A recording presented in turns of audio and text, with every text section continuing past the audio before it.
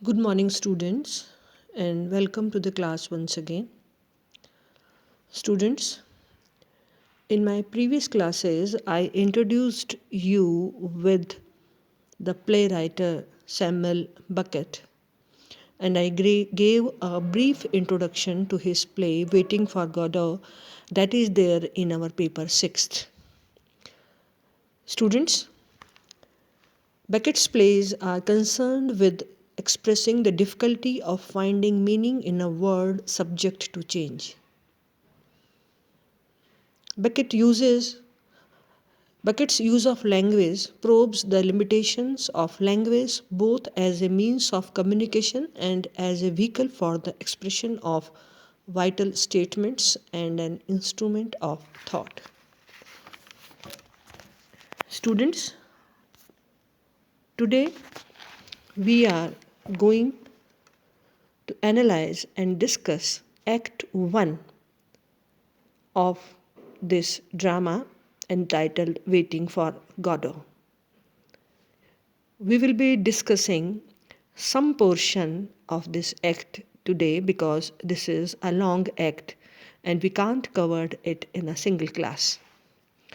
So, students, in this drama, when the scene begins, the scene takes place on a country road and Vladimir and Istragon, these are the two characters that are there in the opening act of this drama. The time is of the evening. One of the characters, Istragon, is sitting on a low mound near a tree and he is struggling to take off one of his boots. He gives up this effort because he feels exhausted. Again he tries to do, but again fails. Vladimir comes and Istragon says, "Nothing to be done." Vladimir, hearing on this mark, says that he too thinks about this. He too, after many efforts, had realized that he had not yet tried everything, and so he resumed the struggle. He asks Istragon where he spent that night. Istragon says that he spent the night in a ditch and that he was beaten as usual by the same lot of people. Vladimir says that but for him there is no knowing where Istragon would be. But for Vladimir, Istragon would be nothing more than a little heap of bones at this moment. Students, now Vladimir and Istragon starts talking about Bible. Vladimir accuses Istragon of blaming his boots for the faults of his feet. Istragon is still pulling at his boots. Istragon abruptly refers to an incident in the New Testament. He speaks of two thieves who were crucified at the same time as Jesus Christ. One of these two thieves, says Vladimir, is believed to have been saved from damnation by Jesus Christ. But Vladimir cannot understand why only one of the four evangelists should have spoken of a thief being saved. One of the other three evangelists two do not mention any thieves at all, and the third says that both of them abused Christ. Istragon is unable to understand what Vladimir is saying. His only interest in the Bible is that he had once looked at the maps of the Holy Land and found them quite attractive. Students, both of them are waiting for Godot, but are not certain about time or place or about Godot's arrival at all. Istragon suggests that they should go away from this spot. Vladimir says that they cannot go away because they are waiting for Godot. Istragon asks Vladimir if he is sure that this is precisely the spot where they are expected to wait for him. Vladimir says that they were required to wait by the tree and they are now close to the only tree that is to be seen around that place. At this, Vladimir tells Istragon that the tree is a willow which is dead. To Istragon, the tree looks like a bush. Istragon says that he, for whom they are waiting, should be here. Vladimir says that there is no certainty about his coming, and if he doesn't come, they will have to come back to this place tomorrow and then the day after tomorrow. Istragon says that they had come here yesterday, but Vladimir objects and says that Istragon is making a mistake. So, students, here we see that they are waiting for the Godot, but they are not certain about time, place, or even about this thing whether Godot will come or not.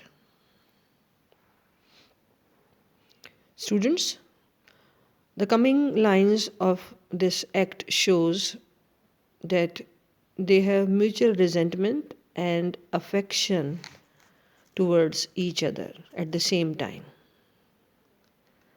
Istragon falls asleep, Vladimir awakens him. Istragon asks why Vladimir does not let him sleep. Vladimir replies that he was feeling lonely.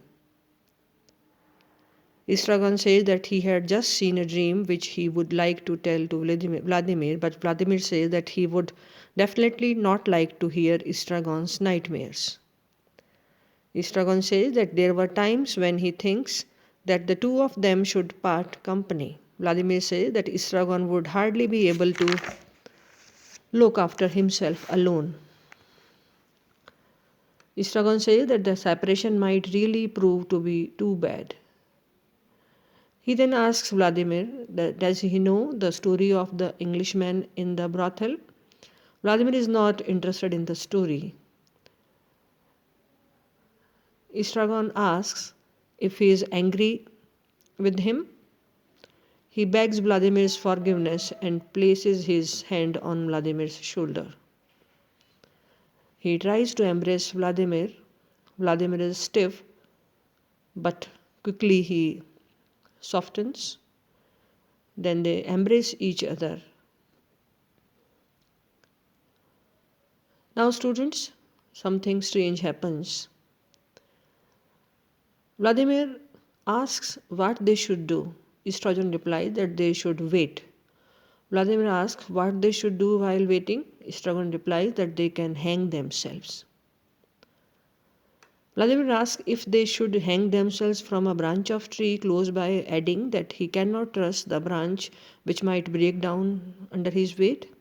Istragon says that if he hangs himself first, Vladimir would be left alone and would feel miserable. Here at this point, Vladimir suggests that they should wait and see what Godot says. Istragon agrees and says that it would be a good idea. Now, students, Vladimir and Istragon both are waiting for Godot, but they are not sure what Godot has got to offer to them, and they too do not know whether to accept or offer what he has to give or to say. Istragon wants to know what exactly Vladimir had asked Godot for. Vladimir asks if Istragon was not present at that time. At this, Istragon says that he was not probably listening to their talk properly. Vladimir replies that they had not asked Godot for anything very definite. Here, Istragon thinks that what they had to say to Godot was a kind of prayer, a vague supplication. Vladimir said that Godot's reply was that he would see and that he would have to think over it.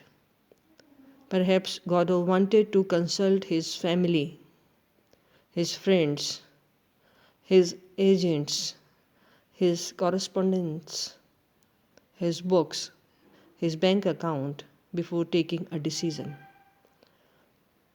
So Istragon's questions whether they have no right anymore Vladimir replies that they have got rid of their rights. Estrogen asks if they are tied to anything, but Vladimir asks Estrogen to become alert because he thinks from the sounds of shouting that Godot has come. But students, they don't find Godot. The sound was that of the wind blowing through the reeds. So students, here our today's lecture comes to an end. In our next class, we will continue with the discussion over the first act of this drama, Waiting for Godot. Thank you very much.